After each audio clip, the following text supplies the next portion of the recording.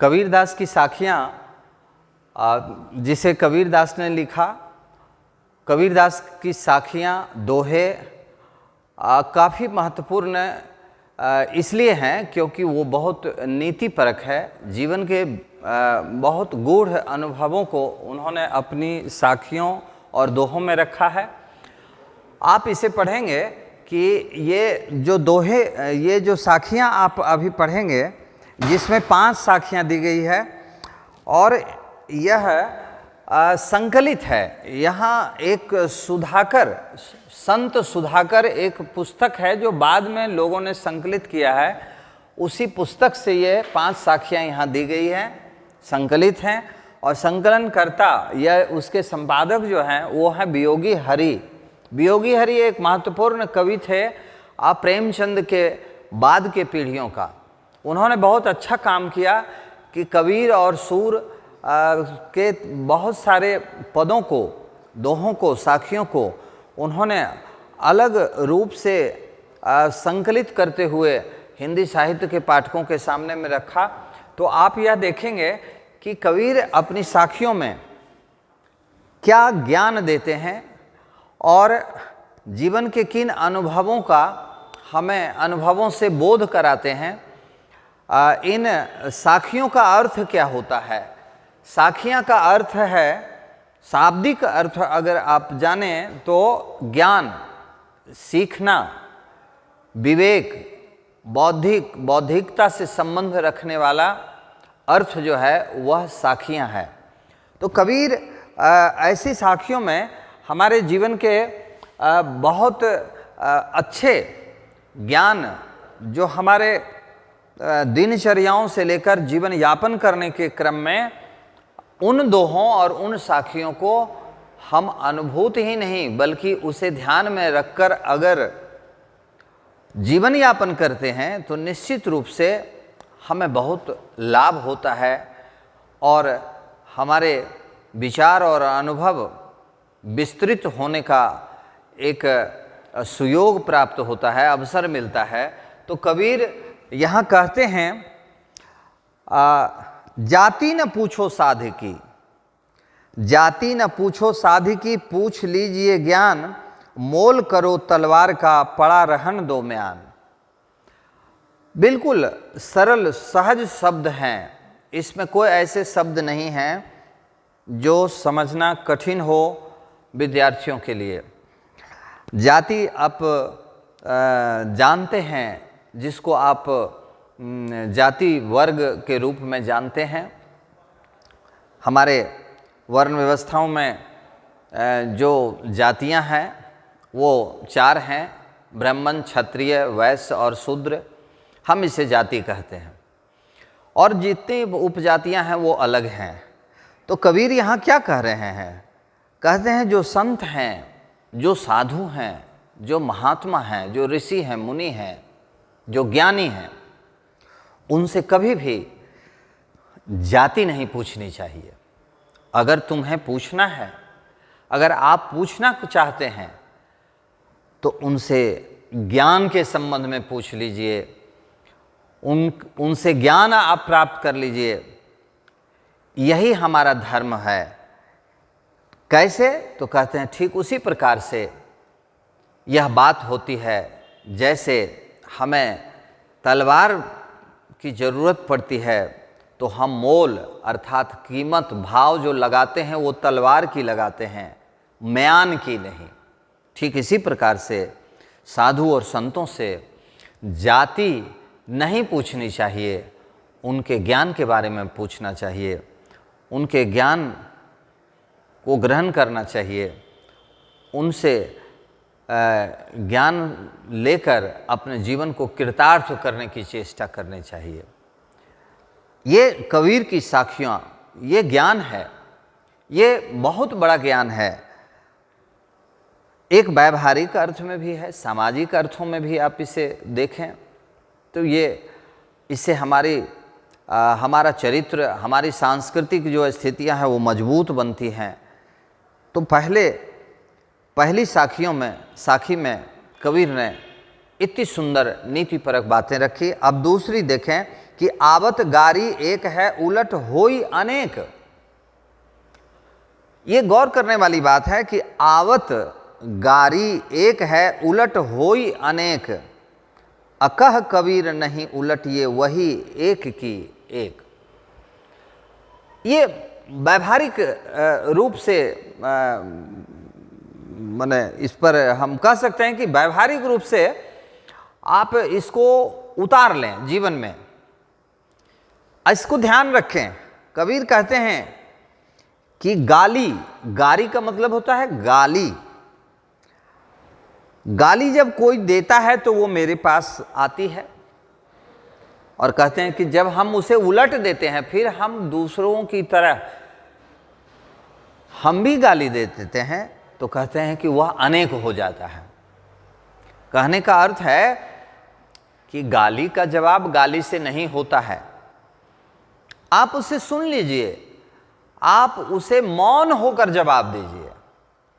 कबीर सीधे अर्थ में कहते हैं कि गाली अगर कोई देता है, गाली हमारे पास आती है, तो उसका जवाब गाली से ना होकर मौन रूप में होना चाहिए, यानी आप चुप रह जाएं, मौन रह जाएं। तो कहते हैं अगर आप मौन रहते हैं, मौन का जवाब मिलता है, तो कहते हैं कह कबीर नहीं उलटिए वही एक की एक। अगर आप उसे उल्टाते नहीं हैं, मौन में ही जवाब देते हैं, तो वह गाली एक का एक ही रह जाएगी, यानी गाली का विस्तार नहीं होगा। और अगर उलटते हैं तो वो अनेक हो जाता है, फिर ना जाने उसके क्रम में कितनी उस तरह की गालियां आएगी। तो कभी कहते हैं कि मौन ही एकमात्र गाली का जवाब होता है। कभी भी भूल करके भी व्यावहारिक जीवन में उसे उलट कर जवाब नहीं देना चाहिए, बल्कि उसे मौन रूप में जवाब देना चाहिए। सुनकर मौन रह जाए, अपने आप उस गाली का अर्थ निरर्थक हो जाएगा, बेकार हो जाएगा। तीसरी साखियां है कि माला तो कर में फिरे, माला तो कर में फिरे जीभी फिरे मुख माही, अब मनुआ तो दहु दिसी फिरे यह तो सुमिरन नाही। यहां कबीर नीति ज्ञान देते हुए कहते हैं, जीवन के लिए बड़ी महत्वपूर्ण बातों को रखते हैं कि माला हमारे कर माने होता है हाथ, हाथ में हम माला फेरते हैं, और जीभ से हम राम का नाम लेते हैं। जीभ फिरे मुख माही, जीभ हमारा मुख में फिरता है, हम राम राम राम राम बोलते हैं, माला हाथ में फिर रहा है, और उसी के क्रम में हमारी जिह्वा जो है मुझसे अंदर, मुंह के अंदर, वह भी फिर रहा है। राम का उच्चारण हम कर रहे हैं, भगवान का हम नाम ले रहे हैं, उन्हें हम मुंह से और हाथ के मालाओं से के क्रम में हम उनको रख रहे हैं। और कबीर का क्या कहते हैं कि मनवा तो दहु दिसी फिरे यह तो सुमिरन नाही। सुमिरन मतलब प्रार्थना, ईश्वर को याद करना, ईश्वर को चिंतन और मनन में उतारना। कबीर कहते हैं कि हाथ में माला तो फिर रहा है, जीभ से राम का नाम भी ले रहे हैं, ईश्वर का नाम का उच्चारण कर रहे हैं, लेकिन मेरा मन जो है दसों दिशाओं में फिर रहा है, अर्थात मन चंचल है। हम मन में, हमारे मन जो है दुहु दिशा दहु दिशी फिरे, जितनी भी दिशाएं हैं 10 दिशाएं हैं, उत्तर दक्षिण पूरब पश्चिम आप तो जानते हैं ये सामान्य रूप से, और फिर आकाश और पाताल ये भी 2 दिशाएं हैं, और प्रत्येक दिशाओं के 4 कोण बनते हैं, वह कोण भी दिशा के रूप में है। जैसे दक्षिण और पूरब के कोण जो होते हैं वह अग्नि कोण कहलाता है, उत्तर और पूरब का जो कोण बनता है वह ईशान कोण कहलाता है, और फिर पश्चिम और उत्तर का जो कोण बनता है वह वायव्य कोण कहलाता है, और दक्षिण और पश्चिम का जो कोण बनता है उसे नैऋत्य कोण कहते हैं। ये 4 कोण, 4 दिशाएं और 4 उत्तर दक्षिण पूर्व पश्चिम, 8 और आकाश पाताल 2, 10, 10 दिशाओं में मेरा मन भटकता रहता है। क्यों भटकता है? तो मन चंचल है, हम बहुत तरह के लोभ में, लालच में, माया में फंसे हुए हैं, हमारा मन भटक रहा है। तो कहते हैं मन भटके और कर से में माला फिरे और मुख से राम का नाम भी फिरता रहे जीव के द्वारा। तो कहते हैं ऐसी स्थिति को हम प्रार्थना नहीं कर सकते। सुमिरन यह नहीं हुआ, ये सुमिरन नहीं है, ये प्रार्थनाएं नहीं है, ईश्वर का भजन नहीं है। तो कहना क्या चाहते हैं? कबीर कहना चाहते हैं कि आप मन को पहले अपने बस में कीजिए, उस ईश्वर के प्रति अपने मन को लगाइए, तो तब आपकी वह प्रार्थना होगी। सुमिरन तब आप ईश्वर का कर पाएंगे। ये संदेश दे रहे हैं कबीर दास ने। आगे कहते हैं कबीर घास न नींदिए जो पाऊं तली होई। कबीर घास न नींदिए जो पाऊं तली होई, आ उड़ी पड़े जब आँखी में खरी दुहेली होई। कबीर एक छोटे से तुच्छ चीज़ों की महत्ता को भी बहुत महान मानते हुए कहते हैं कि घास जो मेरे पैरों के नीचे रौंदी जाती है,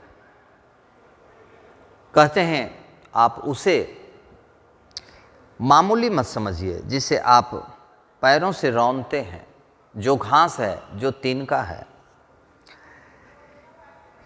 क्यों नहीं रौंदना चाहिए? क्यों नहीं उसका निंदा करना चाहिए? अब निंदा का अर्थ यहाँ यह है कि अरे हम उसे कह देते हैं अरे ये तो मामूली चीज़ है भाई, इसको पैरों से रौंदने योग्य ही है, इसलिए ये रौंदी जा रही है घास। उसकी तुच्छता को हम कितना हीन भाव से देख रहे हैं। कबीर कहते हैं कि छोटी से छोटी वस्तु को हम छोटा न समझें। अर्थ यही है, छोटा ना समझें, उसके महत्व समय आने पर बड़े विशाल हो जाते हैं। समय पर सबकी महत्व आंकी जाती है, और वह समय कब आता है? तो कहते हैं कबीर कि उड़ी पड़े जब आँखी में, आँख में जब वह रौंदी गई घास, जब तिनके के रूप में सूख कर जब वह कठोर हो जाता है, और कहते हैं जो वह तिनका जब हवा के झोंकों से उड़कर मेरी आँखों में अगर संयोग से पड़ जाती है, तो कहते हैं कि गहरी पीड़ा पैदा करने की क्षमता उसमें भरी हुई है।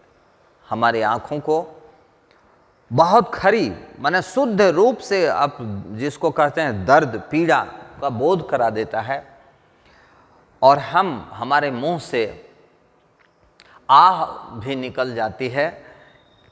इसलिए कबीर कहते हैं कि घास समझकर घास जैसी छोटी से छोटी वस्तुओं की भी निंदा नहीं करनी चाहिए। समय आने पर वह हमारे दुख का कारण बन सकता है, घनघोर दुख का कारण बन सकता है। इसीलिए उसकी अवहेलना, उसकी उपेक्षा उचित मानव के द्वारा नहीं होता है। अब पांचवें साखी में कबीर कहते हैं कि जग में बैरी कोई नहीं जो मन शीतल होए। ये कितनी अच्छी बात कहते हैं। हमारे व्यवहारिक जीवन में अगर इन सब बातों को हम रखें तो हम कभी अशांति महसूस नहीं करेंगे, कभी हम अशांत नहीं होंगे, कभी हमारे जीवन में जो मानसिक उतार चढ़ाव होता है और आदमी दुखी हो जाते हैं। कहते हैं कि ऐसे नीतिपरक बातों को जीवन में ध्यान रखने से कभी हमें कोई कष्ट नहीं हो सकता है। हमारे जीवन बड़े सुचारू रूप से चलेंगे, शांत भाव से चलेंगे। इसलिए कबीर कहता है कि यह संसार जो है, जग में जो है, हम कहते हैं कि बहुत बैरी हैं, बैरी माने दुश्मन, शत्रु, तो बहुत बैरी हैं, लेकिन कबीर कह रहे हैं कि जग में बैरी कोई नहीं, कोई किसी का दुश्मन संसार में नहीं होता है। क्यों नहीं होता है और कैसे नहीं होता है? तो कहते हैं कि जिसका मन शीतल है, जिसका मन शांत है, जिसे निस्वार्थ हम कह सकते हैं रूप से हर किसी से प्रेम है, हर किसी से दोस्ती है, और कोई 19-20 जो बातें हैं उस पर ध्यान उनका नहीं है, तो कबीर यहाँ कहते हैं कि उसके दुश्मन नहीं हैं जिनके मन शीतल हैं, शांत हैं। या आपा को डारी दे, दया करे सबको। आपा मतलब गर्व। कहते हैं कि मन तो आपको शीतल रखना ही होगा, साथ ही कहते हैं आप अपने आप को डार दें। आपा, आपा का मतलब होता है आप अपने अंदर के जितने भी विकार हैं, जिसे हम गर्व कर सकते हैं, घमंड कर सकते हैं, दर्प कर सकते हैं, ये तमाम जो दुर्गुण हैं, अहम कहते हैं, उसका आप त्याग कर दें। डारी दे मतलब होता है त्याग कर देना, छोड़ देना। कहते हैं दया करे सबको। कहते हैं अगर जैसे ही आपके अंदर से आपा निकल जाएगा तो कहते हैं कि पूरा संसार आपके कदमों में होगा, लगेगा कि सब मेरे अपने हैं, दया करे सबको। और तब आप महसूस नहीं करेंगे कि हम पर कोई दया या कृपा कर रहा है। दया और कृपा निरीह प्राणियों पर की जाती है, कमज़ोर प्राणियों पर की जाती है। तो आप कमज़ोर कैसे बनते हैं? जब आपके अंदर आपा रहता है। आपको प्रेम तभी देंगे जब वो उनकी कृपा होगी, जब उनकी दया होगी। इसलिए कबीर कहता है कि आप स्वयं को शीतल करें, स्वयं के अंदर से अपने आपा को, अपने गर्व को, हम को आप दूर करें, तो संसार आपका है और संसार में कहीं कोई बैरी आपको नहीं महसूस होगा।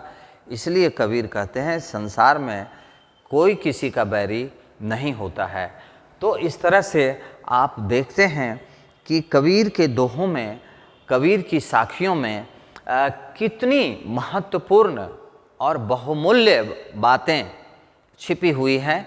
और 14वीं शताब्दी से आज तक कबीर हमारे बीच जीवित हैं, जिंदा हैं, और भविष्य में भी हम समझते हैं सभी पूरे साहित्य और ज्ञानियों के बीच में यह माना जाता है कि कभी ये मरेंगे नहीं, इनका विचार नहीं मरेगा, इनकी नीतियाँ नहीं मरेगी, और युगों युगों तक इनकी नीति हमारे जीवन के मार्ग को प्रशस्त करता रहेगा, पथ प्रदर्शक का काम करेगा।